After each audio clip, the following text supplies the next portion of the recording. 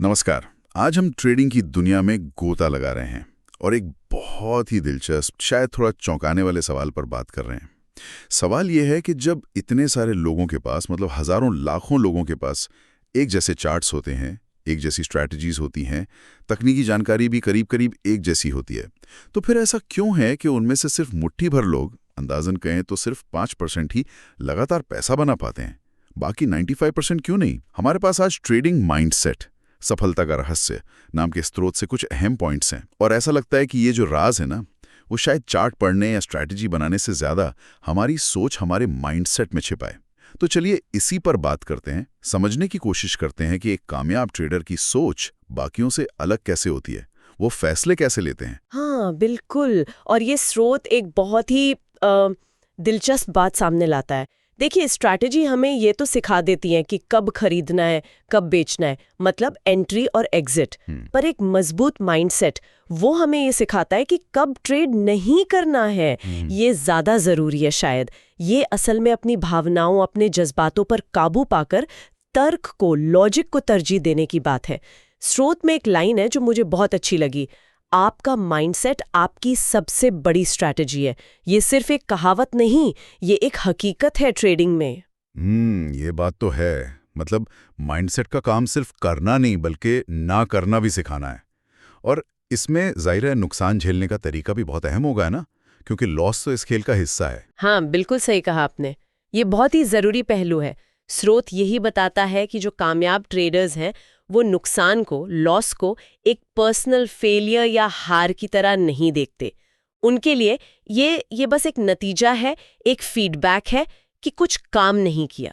वो ये नहीं सोचते कि ओ मैं कितना बुरा ट्रेडर हूं। नहीं, वो विश्लेषण करते हैं, अच्छा इस ट्रेड में क्या गड़बड़ हुई, इससे मैं क्या सीख सकती हूं। स्रोत तो इसे सीखने की कीमत मानने की सलाह देता है।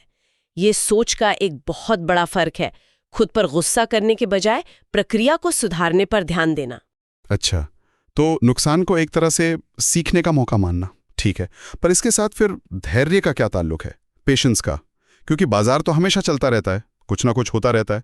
ऐसे में शांत बैठना, इंतजार करना मुश्किल नहीं होता? आपने एकदम सही नस पकड़ी दी है। धैर्य, पेशेंस। स्रोत कहता है ये एक हथियार की तरह है।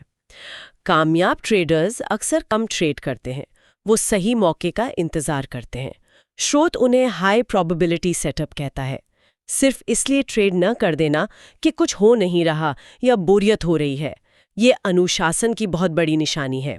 और स्रोत ये भी बताता है कि वो किसी एक सिग्नल पर फौरन कूद नहीं पड़ते। वो शायद उसे कंफर्म करते हैं, अलग अलग टाइम फ्रेम पर देखते हैं या दूसरे इंडिकेटर्स से मिलाते हैं। मतलब वो फोमो यानी फियर ऑफ मिसिंग आउट की शिकार नहीं होते। ये सुनकर ऐसा लग रहा है कि फोकस सिर्फ नतीजे पर, यानी प्रॉफिट या लॉस पर नहीं होना चाहिए, बल्कि प्रक्रिया पर होना चाहिए, मतलब लगातार सही काम करने पर। एकदम सही, बिल्कुल यही बात। स्रोत इसी पर बहुत जोर देता है। लंबी अवधि में कामयाबी सिर्फ और सिर्फ प्रक्रिया पर टिके रहने से मिलती है। एक अच्छा ट्रेडर ये जानता है या जानती है कि आज का एक ट्रेड, चाहे वो फायदे का हो या नुकसान का, वो उनकी पूरी ट्रेडिंग जर्नी को डिफाइन नहीं करता है। वो हर ट्रेड से सीखते हैं, अपनी स्ट्रैटेजी को, अपने अमल करने के तरीके को लगातार बेहतर बनाते हैं। और जब आप प्रक्रिया पर ध्यान देते हैं ना, तो ये जो भावनात्मक उतार चढ़ाव होते हैं, डर और लालच वाले, वो भी कम हो जाते हैं। और इसी सोच से, इसी प्रक्रिया पर फोकस करने से रिस्क मैनेजमेंट अपने आप इसका हिस्सा बन जाता है। फिर ये इस बारे में नहीं रह जाता कि अरे इस ट्रेड से मुझे बहुत कमाना है या इस ट्रेड से बहुत उम्मीदें हैं। नहीं, ये बन जाता है कि मुझे अपने सिस्टम को बचाना है, अपनी कैपिटल को बचाना है। स्रोत साफ कहता है, नुकसान इस खेल का हिस्सा है, इसे पर्सनली लेने की जरूरत ही नहीं है। एक स्मार्ट ट्रेडर अपने पैसे या किसी एक ट्रेड से नहीं, बल्कि अपने बनाए हुए नियमों और सिस्टम से प्यार करता है। तो ये सब घुमा फिराकर फिर अनुशासन और सेल्फ अवेयरनेस, मतलब आत्म जागरूकता पर आ जाता है। यानी लगातार अपने प्लान पर टिके रहना, शायद एक ट्रेडिंग जर्नल मेंटेन करना, अपने फैसलों पर सवाल उठाना। क्या स्रोत कुछ ऐसी आदतों के बारे में बताता है? हाँ, बताता है। स्रोत अनुशासन बनाए रखने के लिए प्रैक्टिकल तरीके सुझाता है। जैसे आपने कहा, ट्रेडिंग जर्नल लिखना, लेकिन सिर्फ रिकॉर्ड के लिए नहीं, बल्कि पैटर्न समझने के लिए। कब भावनाएं हावी हुई, कब नियमों का पालन हुआ, कब नहीं हुआ, क्यों नहीं हुआ। इसके अलावा ट्रेड लेने से ठीक पहले एक पल रुकना और खुद से पूछना, क्या ये मेरे प्लान के हिसाब से है, या कहीं मैं डर या लालच में तो ये ट्रेड नहीं ले रहा हूं या रही हूं। ये छोटी छोटी चीजें आत्म जागरूकता बढ़ाने में बहुत मदद करती हैं। और इसी से जुड़ा एक और पहलू है पॉजिटिव सेल्फ टॉक। मतलब हम खुद से बात कैसे करते हैं, खासकर जब कुछ गड़बड़ हो जाए। स्रोत कहता है ये बहुत मायने रखता है। मैंने बेवकूफ़ी की, ये सोचने के बजाय ये सोचना कि अच्छा, इस अनुभव से मैंने ये सीखा। स्रोत में एक और बहुत पावरफुल विचार है, मुझे ट्रेड करने की ज़रूरत नहीं है, मुझे अच्छी तरह से ट्रेड करने की ज़रूरत है। मतलब हर मौके पर कूदना ज़रूरी नहीं है, ज़रूरी है मानसिक स्पष्टता बनाए रखना, क्लियर सोचना, क्योंकि स्रोत के मुताबिक क्लैरिटी ही प्रॉफिटेबिलिटी है। जब दिमाग शांत और साफ होगा, तभी सही फैसले लिए जा सकते हैं। तो कुल मिलाकर बात यह हुई कि ट्रेडिंग में कामयाब होने के लिए सिर्फ चार्ट और पैटर्न समझना ही काफी नहीं है। शायद उससे भी पहले या उसके साथ साथ अपने दिमाग को ट्रेन करना, अपने माइंडसेट पर काम करना ज्यादा जरूरी है। बिल्कुल, देखिए तकनीकी ज्ञान तो चाहिए ही, वो बेस है।